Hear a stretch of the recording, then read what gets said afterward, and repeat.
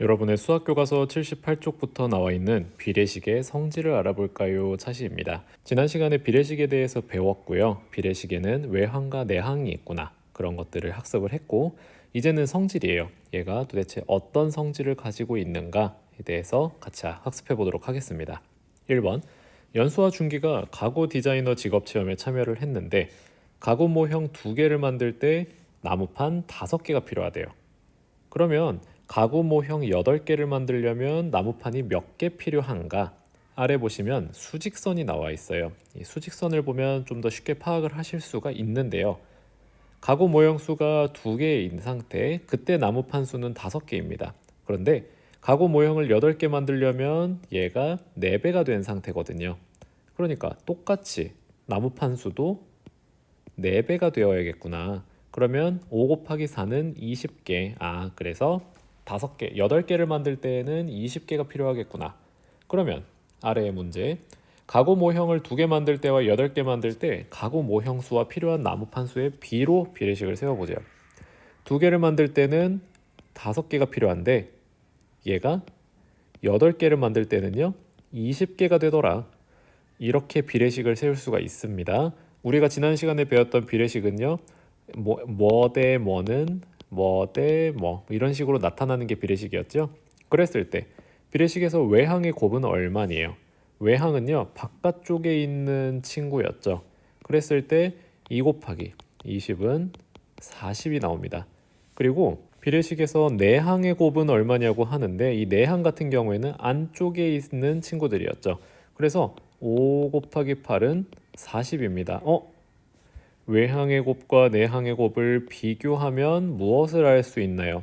외항의 곱과 내항의 곱이 서로 같구나 하는 것을 알 수가 있었습니다. 이번 차시의 핵심은 이게 됩니다. 우리는 앞으로 이 성질을 사용해서 비례식을 해결을 많이 하게 될 겁니다. 뭐다? 비례식에서 외항의 곱과 내항의 곱은 같습니다. 보니까 외항인 2와 20 같은 경우에 2 곱하기 20은 40이 나오는데 5 곱하기 8도요 40이 나온다. 그러니까 어떤 비례식이든 외항의 곱과 내항의 곱은 모두 같다는 것을 잘 기억하시기를 바랍니다. 2번, 지혜는 가로가 15cm인 책상 모형을 만들었는데요. 책상 모형과 실제 책상의 길이의 비가 1대 9래요. 그러면 책상 모형의 지금 가로가 15cm니까요. 실제 책상의 가로는 15보다 9배가 많을 거예요. 그렇게 해서 15 곱하기 9를 해서 구하셔도 되는데 아래의 과정을 한번 살펴보도록 할게요. 실제 책상의 가로를 네모 센티미터라 하고 책상 모형과 실제 책상의 길이의 비, 책상 모형과 실제 책상의 길이의 비는 1대 9였죠. 그리고 책상 모형과 실제 책상의 가로의 비로 비례식을 세워보자고 하네요. 그러면 모형과 실제, 모형 대 실제를 적어야 되잖아요. 그러면 아까 모형은 15cm 대 실제 책상은 지금 네모로 되어 있는 상태죠. 15 대 네모는 1대 9가 되는 거예요. 이 비례식을 여러분이 세우실 수 있으면 이제는 해결할 수 있지요. 외항의 곱을 곱셈식으로 바깥쪽에 있는 15 곱하기 9는 몇이죠? 5, 9, 45, 135가 되겠네요. 그리고 내항의 곱을 곱셈식으로 네모에다가 1을 곱하면 네모가 되겠죠. 그런데 얘를 활용해서 한다면요. 아까 얘기했죠? 135와 이 네모, 나오는 이 네모가 서로 똑같은 상태잖아요. 그러면 네모의 값은 몇이다? 135가 된다.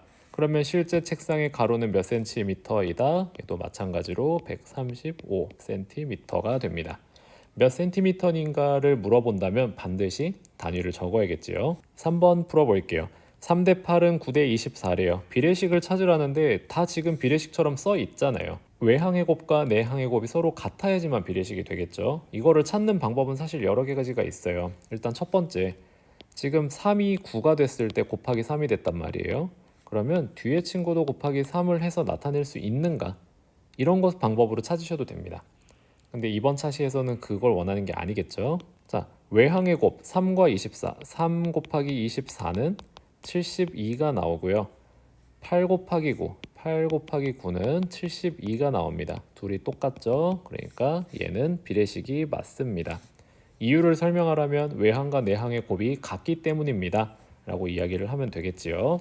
두 번째, 9 곱하기 8 72인데요. 4 곱하기 19는요. 4, 9, 36. 1의 자리부터 틀리네요. 76이네요. 그래서 얘는 안 됩니다. 6 곱하기 5는 30이고요. 15 곱하기 3은 45입니다. 얘도 안 되죠. 8 곱하기 7은요. 56. 28 곱하기 2도 56입니다. 그래서 얘는 맞습니다. 이번 차시에서 가장 중요한 내용은 뭐다? 비례식에서 외항의 곱과 내항의 곱은 서로 같습니다. 이 부분이 가장 핵심이 되겠네요. 이걸 잘 기억하시면 여러분 모든 비례식 문제를 다 해결하실 수 있습니다. 수고하셨습니다.